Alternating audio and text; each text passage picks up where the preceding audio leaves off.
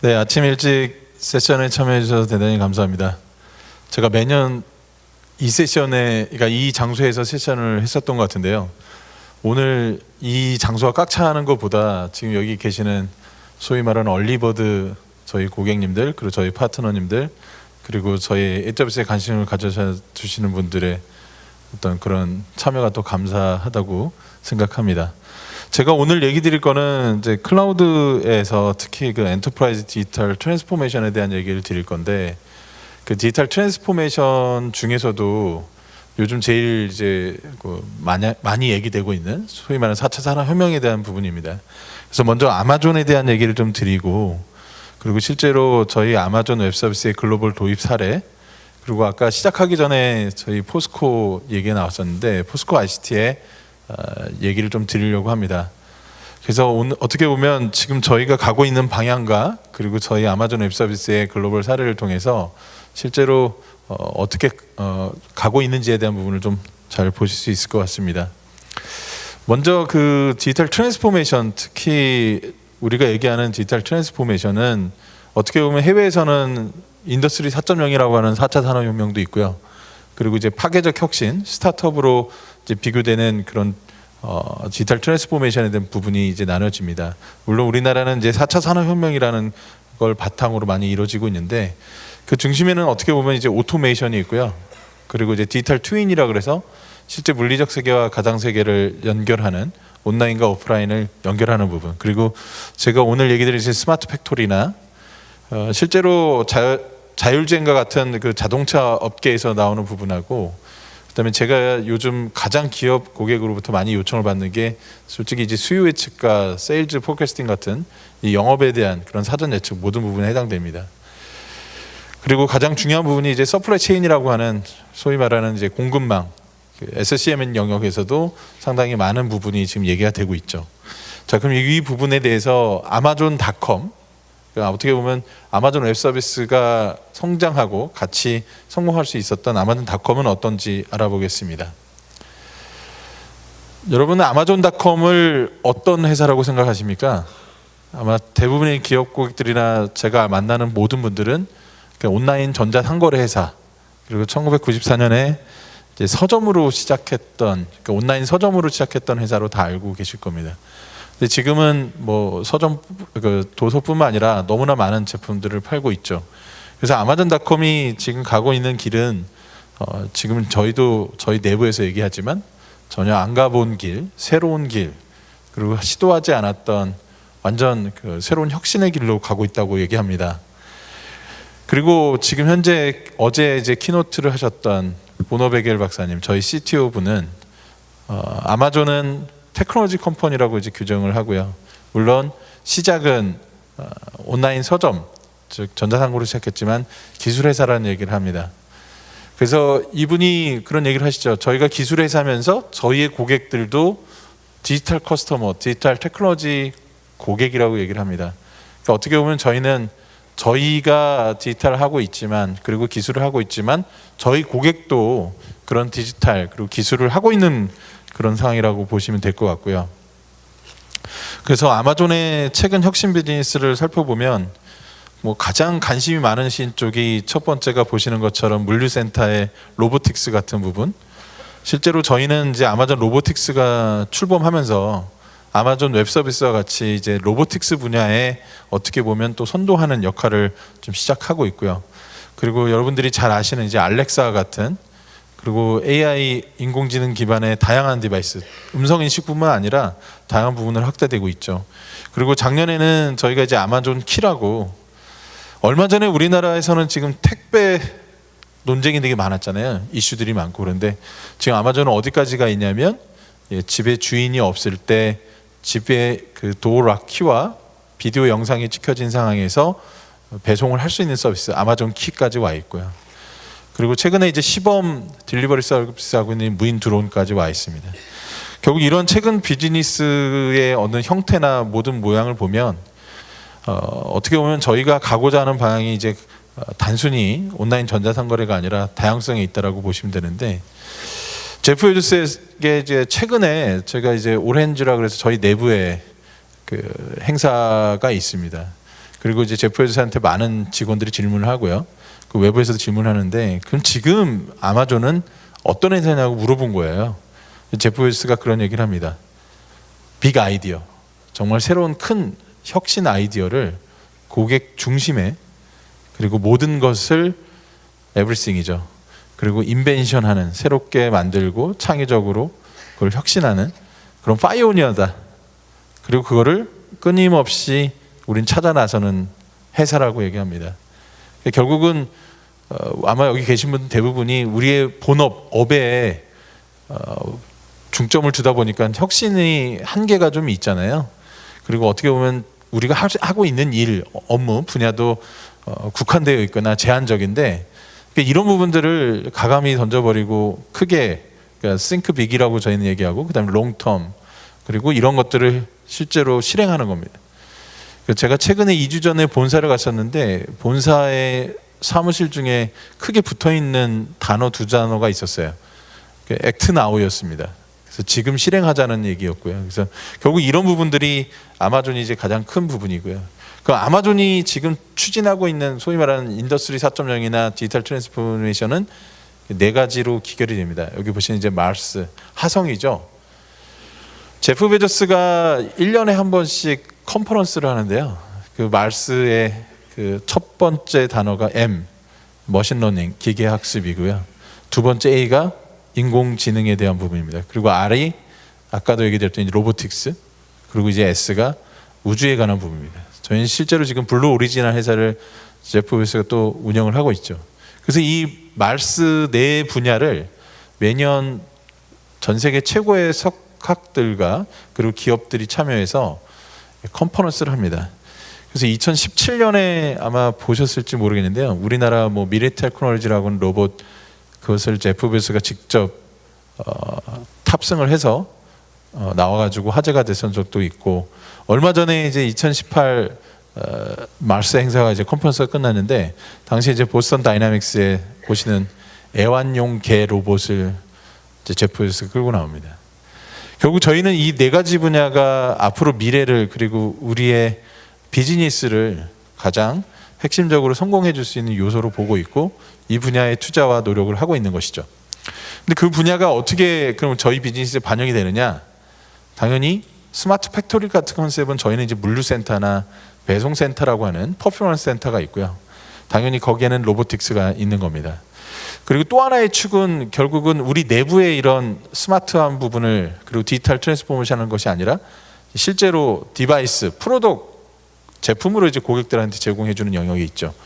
이 부분은 뭐 여러분들이 잘 아시는 저희는 이제 아마존 알렉사나, 최근에 이제 대시 버튼이 아마존 완드라 그래서 지팡이라고 하는 서비스가 또 나왔었죠. 그래서 아까 말씀드린 아마존 키, 이 2가지 영역으로 지금 어떻게 보면 가고 있는 상황입니다. 그러면 실제로 퍼포먼스 센터라고 하는 저희 물류센터, 어떻게 보면 여러분들이 관심 갖는 스마트 팩토리가 어떻게 되어 있는지 잠깐 얘기를 드릴게요. 아마 영상으로도 상당히 많이 보셨을 텐데요. 저는 이 퍼포먼스 센터를 한 5번 정도 최근에 갔던 것 같아요. 그래서 2016년에는 좀 예전 세대를 갔었고, 최근에는 이제 9세대, 그러니까 9, 숫자 9입니다. 9세대 그 물류센터까지 지금 나와 있는데 가봤습니다. 보시는 것처럼 모든 것이 솔직히 로봇으로 자동화될 정도로 상당히 혁신적으로 가고 있는데, 근데 저희가 추구하는 것은 로봇에 의한 완전 자동화는 아닙니다.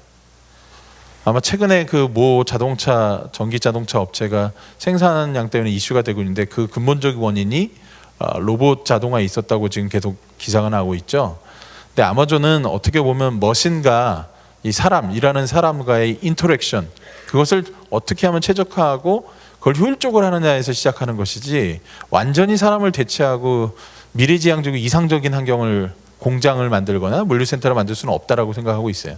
그래서 결국 이 부분을 혁신의 수준하고 실제로 저희 기술의 혁신의 정도를 잘 맞춰서 이걸 적용하는 것이 이제 저희의 가장 큰 핵심 요소라고 보시면 되는데요. 여러분도 잘 아시지만 저희는 어떻게 보면 이제 전자상거래 회사의 물류센터다 보니까 이 스케일이라는, 즉 피크 타임이라는 부분이 있습니다. 저희가 7월 달에 조만간 이제 프라임 데이라고 하거든요. 프라임데이라고 어떻게 보면 작년 11월 11일 그 알리바바가 했던 그런 강군 제어 같은 것들을 하는데, 그때 물류 처리량이 거의 뭐 1년에 70%에 육박할 정도로 엄청나게 크고요. 그리고 실제로 블랙 프라이데이라고 하는 이런 부분들 때도 저희가 상당히 큰 규모를 필요로 합니다. 어제 혹시 키노트 들어보셨나요? 어제 키노트에서 아모레퍼시픽의 CIO 분이 나오셔서 4월 행사에 대한 얘기를 했었죠. 그러니까 아모레퍼시픽도 올해 4월에 대고객 행사를 하고 있는데, 온라인, 오프라인 이제 결합해서 옴니 채널 형태로 하고 있는 걸로 알고 있는데, 온라인 쪽에 이제 피크 타임이 이제 해당되겠죠. 그런 부분이 이제 아마존 웹 서비스 했던 얘기를 했는데, 어떻게 보면 이런 부분의 원조가 아마존일 겁니다. 그래서 보시는 것처럼 뭐 초당 로봇이 500에서 1000개 이상을 처리할 정도로 상당히 이제 빠르게 처리되는 그런 구조로 가고 있고요. 그러다 보니까 저희 물류센터는 뭐 축구장에 뭐 28개, 제일 작은 물류센터가 한 11개에서 12개 정도 될 정도로 규모가 어마어마합니다. 근데 그 안에 직원들의 숫자는 한 3,000명에서 5,000명 사이 정도 되는데 상당히 혁신적으로 일을 하고 있죠. 결국 이런 부분들이 아마존의 성장 그리고 글로벌 확대, 이런 모든 부분을 같이 가고 있는 겁니다. 근데 그 내면에는 이 규모의 그런 어떤 시설, 소위 말하는 공장 시설이나 물류센터 시설 같은 그런 시설이 아니라 플랫폼에 있는 겁니다.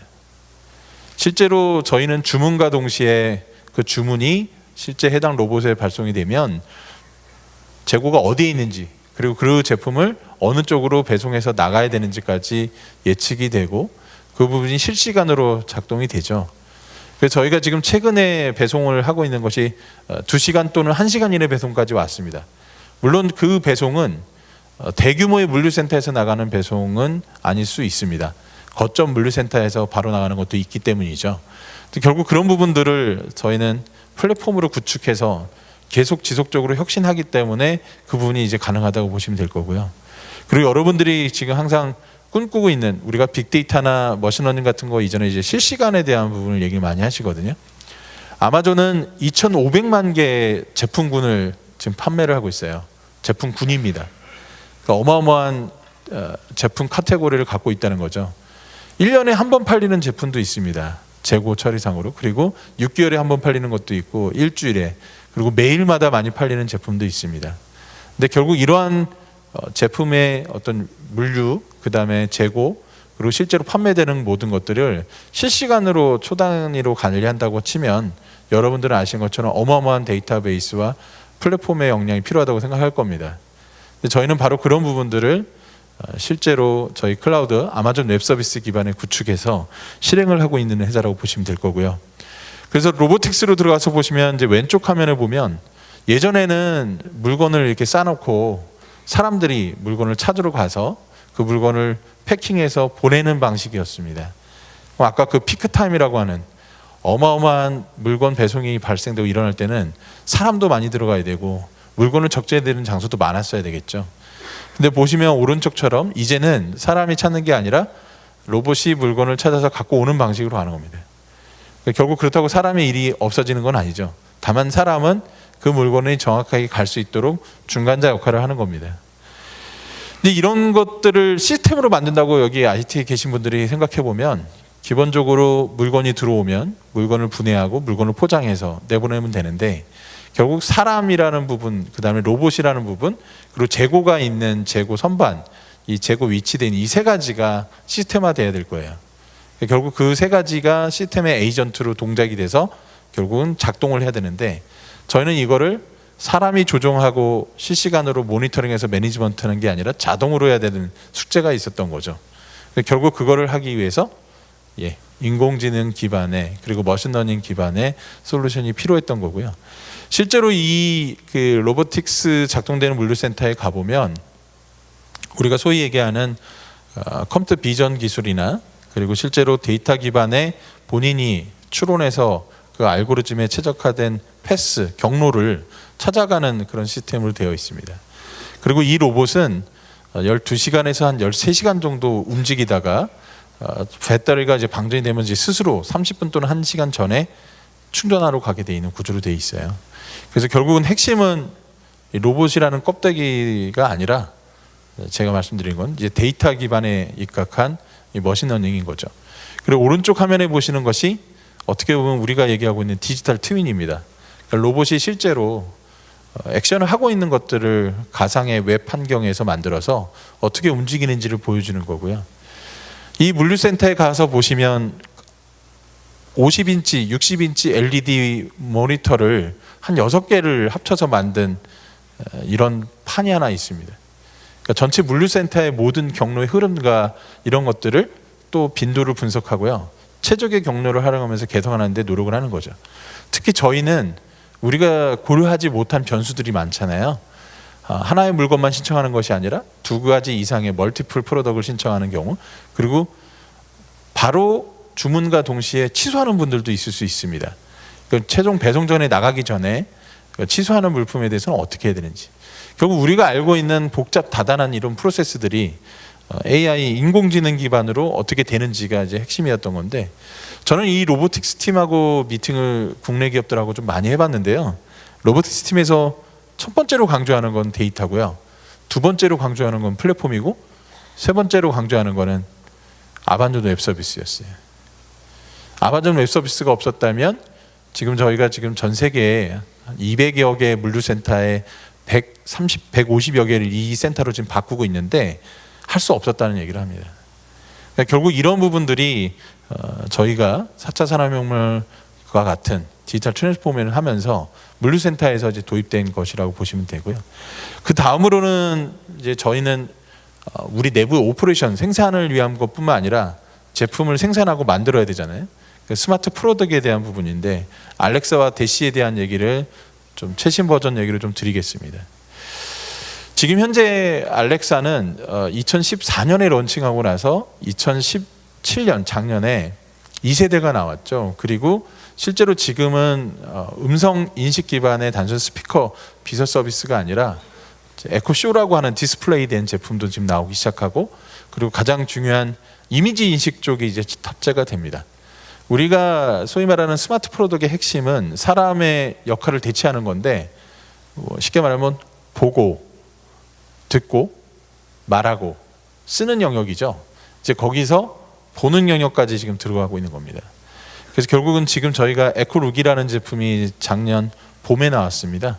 그래서 현재 비즈니스의 가장 큰 목적은 어떻게 보면 아마존 비즈니스를 고객의 한 채널로서 활용하는 것이 있는 건데, 가장 중심은 저희가 AI를 한 것이 아니라 AI는 도구고 실제 아마존 비즈니스의 새로운 채널로의 역할로 알렉사 비즈니스를 시작하고 있는 것입니다. 이 제품의 현재 가장 큰 특징은 여러분들은 기술로 우선순위를 줄 수도 있는데 저희는 생태계 플랫폼입니다. 지금 현재 매년 숫자가 바뀌고 있는데 아마 지금 제가 알기로는 이것도 3만이 아니라 4만에 육박한 걸로 알고 있어요. 제가 엊그저께 저희 알렉사 팀하고도 지금 커뮤니케이션을 하고 있는데 이렇게 많은 앱들이 소위 말해서 붙어나가고 있습니다. 여러분들 이런 앱을 아마존닷컴이 직접 회사들과 컨택해서 아마존닷컴이 개발해서 연결할까요? 아닙니다. 저희는 플랫폼을 만들었고 그 플랫폼을 연결할 수 있는 API와 SDK를 만들었던 거죠. 결국 이런 플랫폼을 지금 현재 현실화하고 저희가 반기당 거의 6,000개의 앱들이 지금 붙어 나간다고 하죠. 그리고 디바이스는 지금 수백만 대 이상이 붙어 나가고 있고, 얼마 전에 신문 보니까 저희 작년에 4분기 때 매출 집계를 해서 결과 쪽에서 에코 디바이스의 판매뿐만 아니라 연결되는 서비스의 매출이 이제 급증했다는 얘기가 나옵니다. 그 중심에는 상단 오른쪽에 보시는 저희 플랫폼 전략이 있는 겁니다. 근데 우리는 항상 디바이스와 서비스를 만들 때 디바이스 따로 서비스 따로 또는 디바이스에 결합된 인베디드 서비스만 고민했는데 이제는 이제 플랫폼을 고민할 수밖에 없는 단계에 온 거죠.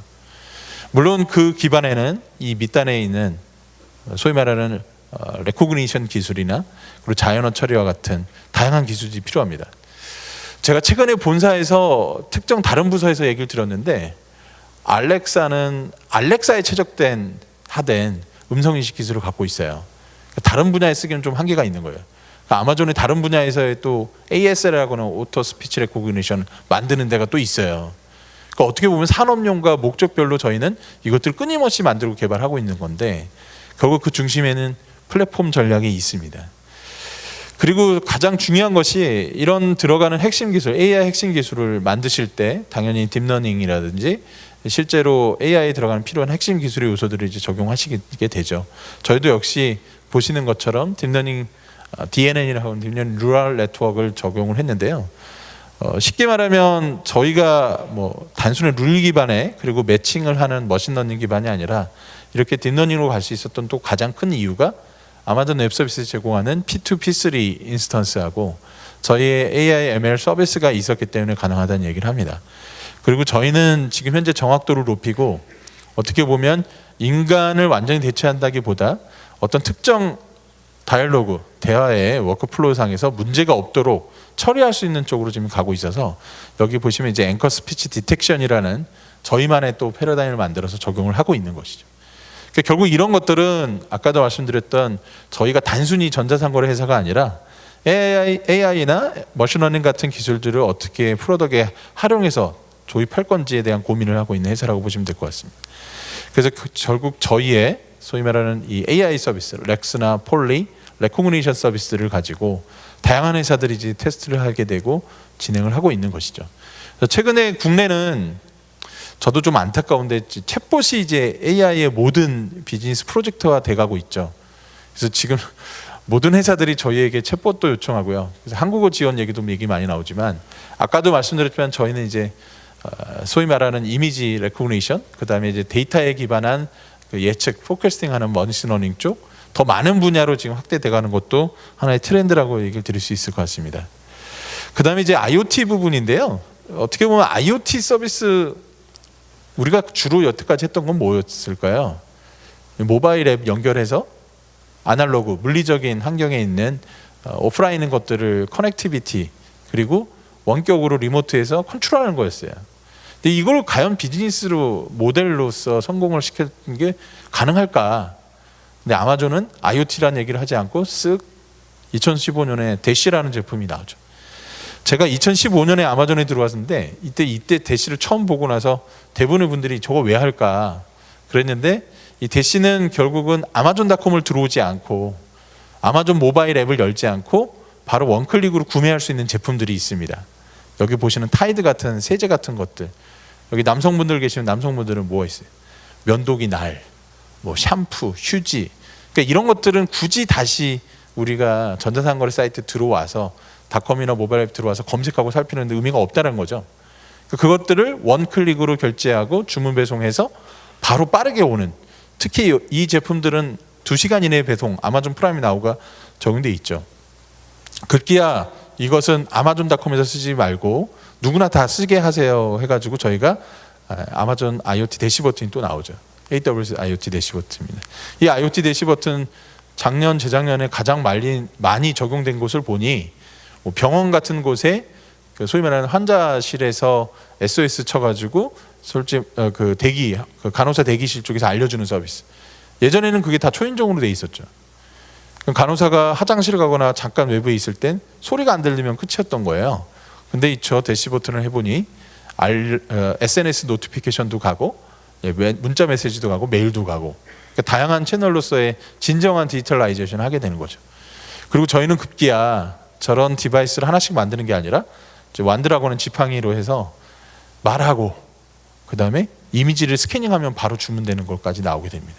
이게 불과 2년 안에 일어나는 일입니다. 근데 우리는 하나의 프로젝트 하고 나서 그걸 적용하고 몇 년이 걸렸었는데 이런 것들을 이제 지속적으로 빨리 하고 있다는 거죠. 그리고 결국은 저런 디바이스 대시 버튼을 아예 인베디드 시키는 걸로 가는 겁니다. 예를 들면 여기 보시면 프린트 카트리지도 나오고 우리 그 네스프레소 머신이라고 그러나요? 커피 캡슐 이런 것들 그리고 최근에 전자담배 좀 필터 꼽는 걸로 바뀌었잖아요. 그 회사들이 지금 저희 IoT를 써서 하는 부분도 있고 여러분들이 잘 아시는 제가 뒤에서 얘기했던 다이슨 이런 회사들도 공기 청소기 같은 거, 진공 청소기 같은 거 필터를 다 IoT 기반으로 모니터링하고 체크해서 추천 서비스 들어가는 걸로 지금 가고 있는 거죠. 결국 이것의 핵심은 역시 플랫폼에 있는 것입니다.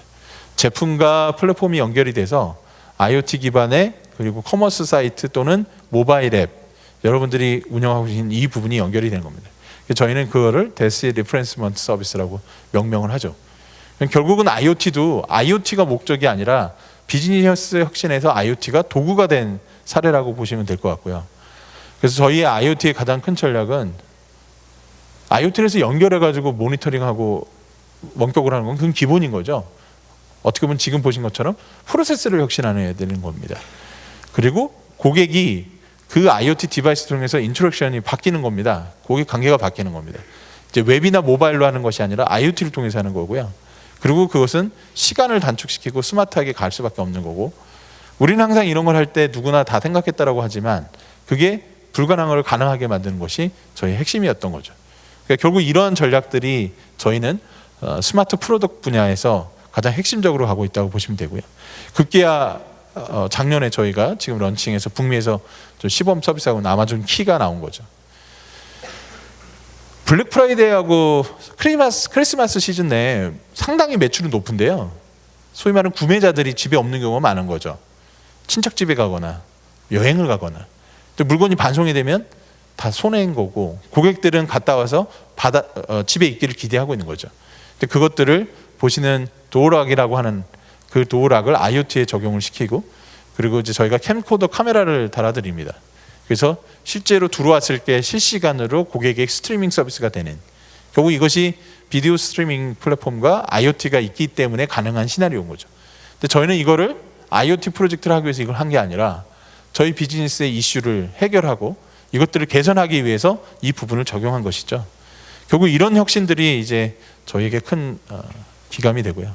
이제 마지막으로 이제 저희 글로벌 도입 사례. 그러면 아마존이 이렇게 아마존 웹 서비스 통해서 새로운 그런 혁신과 비즈니스 모델을 만들고 있는데, 글로벌은 어떻게 하고 있냐? 역시나 저희 대부분의 고객들은 클라우드 마이그레이션보다는 아마존을 통해서 AWS 활용법을 배우고 그것들을 어떻게 실행할지를 고민을 하고요. 그리고 그분들이 하시고자 하는 디지털 비즈니스. 근데 제가 봤을 때 트랜스포메이션 이전에 비즈니스의 디지털과 그리고 디지털에 대한 이노베이션이 먼저였던 것 같아요. 그래서 최근에는 트랜스포메이션은 조직 문화 쪽으로 가고 비즈니스에 대한 부분으로 이제 클라우드 플랫폼의 비즈니스를 좀 접근하시는 게 가장 핵심입니다. 그래서 보시는 것처럼 뭐 지인 IT 전통적인 회사들 그리고 국내 기업들도 이제 시작을 하고 있고요. 이제 이런 부분들을 이제 가속화하는 싸움, 누가 더 빨리, 누가 더 이것들을 민첩하게 그리고 유연하게 지속하느냐가 이제 관건인 거고요. 예를 들면 필립스 같은 경우 여러분들 잘 아시는 전자 가전 회사로 알고 있지만 지금은 헬스케어와 IoT 디바이스 회사로 지금 또 포지션을 달리하고 있죠. 그래서 필립스가 가지고 있는 그 조명 IoT에는 단순히 IoT뿐만 아니라 알렉사하고 연동하는 것, 그리고 수많은 스마트홈 프로덕트과의 연결성이 있습니다. 결국 그 중심에는 플랫폼이 있었기 때문에 그게 가능했던 거고요. 그리고 실제로 이들은 계속 새로운 시도를 IT 투자와 이런 부담감 없이 본인들이 테스트해보고 검증해보고 고객들한테 런칭해본 다음에 안 되면 접고 그걸 또 개선할 부분 개선해서 새로운 프로젝트를 하는. 근데 우리는 이런 부분이 항상 예산 문제와 소위 말하는 투자 문제도 걸려 있었고 플랫폼에 대한 활용성도 솔직히 그렇게 많지는 않았죠. 결국 이런 부분들이 이제는 비즈니스만 고민하고 인프라와 플랫폼은 아마존 웹 서비스를 활용하는 전략으로 지금 많이 바뀌어가고 있다는 거고요. 아까도 말씀드린 다이슨은 하나의 제품이 런칭될 때 5,000번 이상의 프로타입을 거친다고 합니다. 그리고 최근에는 이 다이슨이 모든 디바이스를 IoT에 연결한 것뿐만 아니라 머신러닝 기반의 소위 말하는 플랫폼 기반으로 이제 바뀌고 있습니다. 그래서 아까 말씀드렸던 사용자의 행동 패턴을 분석하고요. 공기 필터, 공기청정 필터나 부품 파트에 대한 부분까지 이제 확대되는 이런 쪽으로 가고 있는 건데, 결국 이런 다이슨은 결국 이렇게 프로타입을 하려고 하면 저희는 뭘 합니까? 파일럿 프로젝트들이나 R&D 프로젝트를 많이 하게 되잖아요. 근데 우리는 예전에 어떤 특정 하나의 제품, 하나의 모델을 위해서 기간을 두고 해서 버전을 관리했다면 이제는 그때그때마다 아이디어가 나오고 소위 말하는 디바이스는 그대로 있는데 소프트웨어 플랫폼 서비스는 계속 업그레이드되는 그런 시작이 소위 말하는 에자일과 데브옵스가 만들어지게 된 계기가 됐던 거죠. 결국 이런 부분들이 이제 새로운 IT 프로젝트가 되고요. 결국 인공지능과 IoT가 결합이 되는 지금 AIoT라는 얘기들 많이 하시는데 이런 쪽으로 갈 수밖에 없는 거라고 저희도 보고 있고, 결국 IoT, 빅데이터, AI는 각각의 프로젝트가 아니라는 겁니다. IoT에서는 데이터를 그리고 게이트웨이적인 역할을 하고, 빅데이터에서는 데이터를 분석하고, AI에서는 그것들을 데이터를 학습을 해서 자동화하고 머신러닝 하는 거죠. 결국 아마존 웹 서비스는 IoT 따로 빅데이터 따로 AI가 아니라 하나의 플랫폼으로 보고 있는 겁니다. 그리고 그것들이 데이터셋과 결국 IoT 쪽에서 나오는 센서 데이터 그리고 데이터 어널리틱스 이 세 가지 영역으로 데이터 중심으로 가는 겁니다. 그래서 어떻게 보면 이 데이터를 자산하고 밸류 가치로 갖고 있는 아마존이 할 수 있었던 가장 큰 이유가 아닌가 싶고요. 제가 이제 배포되는 자료에 나오겠지만 저희는 그래서 서비스 즉 기술 이전의 비즈니스를 고민하고 프로세스 그리고 그거에 따른 이제 패턴화된 시나리오 그리고 거기에 따른 이제 데이터 모델링 마지막으로 이제 플랫폼을 고민하게 되는 겁니다. 그래서 아마존 내에서도 레코그니션 서비스 쓰느냐 AI 플랫폼을 딥러닝으로 직접 만드느냐 다양한 패턴으로 가고 있는 겁니다. 그래서 마지막으로 제가 얘기할 지멘스 사례는요. 여러분도 잘 아시는 지멘스가 인더스트리 4.0으로 독일에서 되게 화두인데 이 마인스피어라는 제품이 그 중에 하나 있습니다. 뭐 PLM도 있고 다양한 협업 솔루션들인데 이 마인스피어는 전 세계에 흩어져 있는 지멘스의 프로덕트, 특히 스마트 팩토리 관련된 지멘스 프로덕트를 연결해서 분석하고 관리해 줄 수 있고 각 사이트별로 이제 프로젝트 할 수 있는 플랫폼인 거죠. 근데 이 플랫폼을 연결하고 다 하려다 보니 당연히 공통적인 플랫폼인 것도 있고 데이터 분석이나 그리고 그들이 직접 컨설팅을 하고 SI 개발도 같이 할 수 있는 여러 가지 요소들이 필요했던 겁니다. 그러니까 그런 것들을 IoT, AI, 머신러닝을 본인들이 플랫폼을 가져가지 않고 활용할 수 있는 전략으로 바꿨던 거고요. 그리고 가장 컸던 거는 이제 비주얼 어널라이즈라고 하는 이제 고객들이 실제로 BI 단에서 모니터링 단에서 관리할 수 있는 것도 이제 셀프 서비스 또는 반 제품화해서 본인들이 이제 디벨롭 할 수 있는 환경까지 가는 그 단계까지 갔고요. 급기야 저희의 클라우드 네이티브, 특히 서버리스, 마이크로 서비스, 매니지 서비스라고 하는 저희 3대 축의 그 가장 핵심 부분을 이제 반영하게 됩니다. 그리고 실제로 지멘스가 지금 현재 하고 있는 가장 큰 부분은 모든 것을 다 클라우드로 갈 수는 없습니다. 공장, 특히 스마트 팩토리에서는. 그래서 온프레미스 영역과 소위 말하는 클라우드 플랫폼 영역에 어떻게 하면 유기적으로 잘 연결돼서 이것들을 효율적으로 관리할 수 있는 아키텍처. 그러니까 결국은 제가 지금 말씀드린 역량은 핵심이 뭘까요? 우리가 하고자 하는 혁신의 방향성에서 우리가 어떤 플랫폼을 만들 때 그것들을 어떻게 최적화하고 활용하는지가 이제 가장 큰 관건이 될 것입니다. 그래서 제가 오늘 사례는 여기까지 말씀드리고 저희 파트너이자 저희 고객님이시자 그리고 국내에서 혁신을 가장 선도적으로 하고 있는 포스코 ICT의 김재훈 차장님을 모시고 포스코 사례를 들어보도록 하겠습니다. 저는 포스코 ICT에서 클라우드 사업 개발 업무를 하고 있는 김재훈입니다. 세션 전에 인터뷰 영상을 보셨을 텐데 그 영상은 저희 2016년도에 포스코 ICT의 얘기였습니다. 근데 오늘 이 시간에는 2018년도에 전통적인 포스코 그룹이 스마트 기업으로의 도약을 위해 어떻게 디지털 트랜스포메이션 했는지 말씀드리도록 하겠습니다. 포스코 그룹 얘기를 먼저 드리면요. 2018년 4월은 저희 포스코 창립 50주년이 되는 해입니다. 1968년도에 창립 이후에 한국의 경제 성장과 함께 발전하며 광양, 포항제철소로 대표하는 철강 뿐만 아니라 신소재, ICT, 건설, 에너지 등의 미래형 사업 구조 기반의 글로벌 그룹으로 성장하고 있습니다. 전 세계 철강사 중에 종합 경쟁력이 가장 우수한 회사로 8년 연속 1위 차지하였으며 다우존스 지속가능 경영지수 우수기업으로 13년 연속 선정되었습니다. 또한 포천지가 선정한 글로벌 200대 기업에 7년 연속 이름을 올리고도 있습니다. 이렇게 경쟁력 있는 글로벌 기업으로 도약하기까지 포스코는 고유 기술을 확보하고 끊임없는 혁신으로 제조 경쟁력을 유지해왔습니다. 특히 IT 기술을 다양한 분야에 선제적으로 적용하여 혁신의 퍼스트 무버로서의 역할을 해오고 있는데요. 1990년대 초에 업무용 PC 그리고 인터넷을 전사에 빠르게 도입하고 지속적으로 PI를 추진하고 모바일을 통해서 스마트워크 환경 구축을 하였는데 이는 국내의 많은 기업들이 벤치마킹을 하는 모범 사례가 되기도 했습니다. 2016년부터는 스마트 포스코라는 저희의 신중기 전략을 수립하였고요. 최고의 철강 경쟁력을 유지하는 편, 동시에 미래 경쟁력도 확보해서 새로운 50년을 준비해 가고 있습니다. 스마트 포스코라는 걸 실현하기 위해 포스코가 추구하는 스마트가 무엇일까 고민하고 정의해 봤습니다. 포스코가 정의하는 스마트는 오랜 경험과 노하우 기반의 도메인 엑스퍼티즈, 거기에 ICT 날리지, 즉 IoT, 빅데이터, AI 등의 기술을 더하여 본업의 경쟁력을 제고하고 새로운 비즈니스를 창출하는 것입니다. 저희는 이러한 과정을 스마트하이제이션이라고 정의를 하였는데요.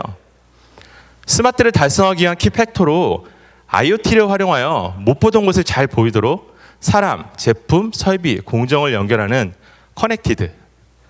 빅데이터를 분석해서 현상을 파악하고 고장과 이상과 불량을 감지하는 데이터 드리븐. AI를 활용해서 학습을 통해 상황을 판단하고 예측하고 제어하며 나아가 스스로 진화 발전할 수 있는 인텔리전트로 정했습니다. 스마트 포스코의 목표 및 추진 방향은 다음과 같이 잡았는데요. 먼저 스마트하이제이션 기반의 비즈 트랜스포메이션 실현이라는 그룹의 목표와 팩토리, 컨스트럭션, 에너지 등 핵심 사업 영역의 추진 방향을 수립했습니다. 스마트 팩토리는 고품질, 고효율, 무제의 미래 지능형 제철소를 구현하는 것이고, 스마트 컨스트럭션은 설계, 시공, 운영 전체에 스마트화를 더해서 지능형 공간을 구현하는 것입니다. 스마트 에너지는 데이터 기반으로 글로벌 탑티어 스마트 발전소를 구현하는 것입니다. 그럼 각각의 영역을 하나씩 말씀드리겠습니다. 저희는 철강 공정의 스마트 팩토리를 준비하면서 기존의 조립 산업과는 좀 다른 점을 극복하기 위해 많은 고민했습니다. 포스코에서 말하는 스마트 팩토리는 월드 프리미엄 강 등의 고부가 가치의 생산 능력을 극대화하고 품질 수준을 높이는 한편 현장의 설비 상태 그리고 작업장의 위험 요소를 실시간으로 파악해서 안전한 조업 환경 구현을 목표로 하고 있습니다. 이를 위해 모델 플랜트를 구축하고 검증된 결과를 전사로 확산했고요. 재선부터 압연까지 전 공정에 걸쳐 대형 융합형 과제를 지속 확대하고 그를 통해 고성과 중심의 스마트하이제이션을 가속화하고 있습니다. 또한 안전한 작업장 구현을 위해 IoT 기반의 스마트 안전모 등 스마트 세이프티라는 프로젝트를 추진하고 있습니다. 스마트 컨스트럭션의 경우는 3D 데이터 기반으로 전 공정을 연계해서 시공 품질을 향상시키고 이를 통해서 건설 분야의 수주 그리고 O&M 경쟁력 강화를 목표로 하고 있습니다. 2D 도면으로 관리되던 그 건설 현장에 BIM, 증강현실 등의 스마트 기술을 더하고 작업자와 현장 위험 데이터를 연계한 안전관리 체계를 구축했습니다. 미래형 스마트 스페이스 구현을 위해 에너지, 안전 등을 강화한 포스코형 스마트 시티 모델을 확보했고요. 그를 통해 현 정부에서 추진 중인 스마트 시티 그리고 도심 재생 사업에 참여할 예정입니다. 건설 분야에서는 그동안 사업 영역으로 포함하지 않았던 시공 이후의 운영 영역에서도 스마트 솔루션을 확보해서 새로운 비즈니스를 창출하고 있습니다. 세 번째로 스마트 에너지는 철저히 데이터 기반으로 고효율, 무고장, 무제의 스마트 발전소와 융합형 분산 발전 운영을 목표로 하고 있습니다. 저희가 말하는 스마트하이제이션을 통해서 연료 그리고 운영비를 절감하고자 하고 있고요. 이러한 사례로 스팀 터빈 복수기의 성능 진단을 통해서 발전 출력을 증대시키고 AI 기반의 다양한 자동 제어 기술을 개발해서 여러 가지 대형 과제도 수행하고 있습니다. 설비의 고장 진단이나 예측 시스템을 구축해서 발전 설비의 고장 예지를 하였고 그를 통해 설비의 강건화도 추진하고 있습니다. 건설 분야와 마찬가지로 발전 분야에서도 스마트 솔루션을 확보해서 새로운 비즈니스를 창출하고 있습니다. 스마트 포스코의 기반 인프라로 포스프레임이라는 소프트웨어 플랫폼을 포스코 그룹 자력으로 개발했습니다. 포스프레임은 현장의 다양한 설비랑 IoT 기기를 연결해서 데이터를 수집, 저장할 수 있는 환경을 제공하고요. 도메인 특성에 따라서 데이터를 분류하거나 통합해서 AI를 활용해서 최적의 시스템 운영 방안을 구현할 수 있습니다. 또한 빅데이터와 AI 기법 활용해서 그 도메인 노하우를 모델로 구현, 그 모델을 어플리케이션화할 수 있는 실행 환경도 제공합니다.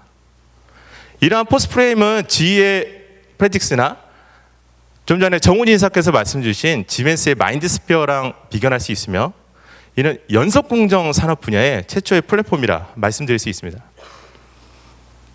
저희는 이러한 포스프레임을 AWS의 IoT, 빅데이터, 데이터베이스, AI 등의 서비스를 기반으로 진화, 발전시켜서 다양한 산업군의 고객들이 좀 더 빠르고 경제적으로 다양한 스마트 솔루션을 적용할 수 있도록 하였습니다. 포스프레임은 AWS의 고객 사례를 좀 말씀드리면요. A사의 경우는 포스코의 에너지 절감 노하우와 에너지 효율 솔루션을 구축한 사례입니다. 에너지 소비가 많은 가열노동을 중심으로 다양한 에너지 절감 기술을 적용하고 클라우드 기반의 스마트 EMS, 즉 에너지 관리 시스템을 구축한 사례입니다.